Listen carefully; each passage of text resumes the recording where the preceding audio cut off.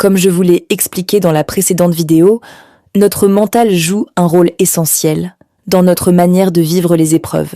Mais si j'ai commencé à chercher une solution pour reprendre le contrôle de mon mental, ce n'est pas par hasard.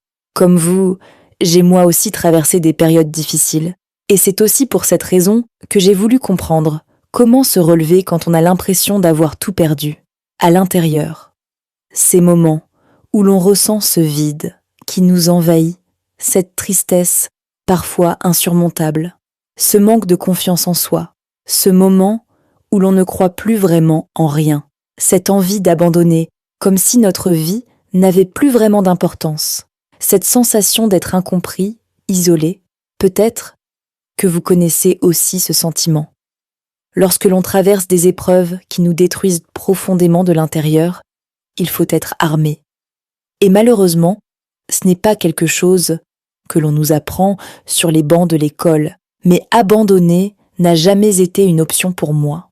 Alors j'ai cherché, pendant des mois et même pendant des nuits d'insomnie.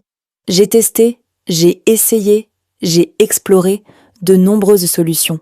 Et au fil du temps, grâce à différentes approches, j'ai compris quelque chose d'essentiel. La première chose à faire est de reprendre le contrôle de sa vie, mais surtout de son mental. Car nos pensées influencent notre quotidien, nos journées, nos décisions. Mais comment faire? Et surtout, est-ce vraiment possible? On pourrait penser que la solution se trouve dans la manifestation, dans la loi de l'attraction, dans les rituels ou les bonnes vibrations. Mais lorsque l'on est profondément brisé à l'intérieur, ces méthodes deviennent très difficiles à appliquer parce qu'elles demandent une croyance que l'on a parfois plus en soi. Je ressentais seulement ce grand vide et l'impression que plus rien ne pouvait vraiment m'aider.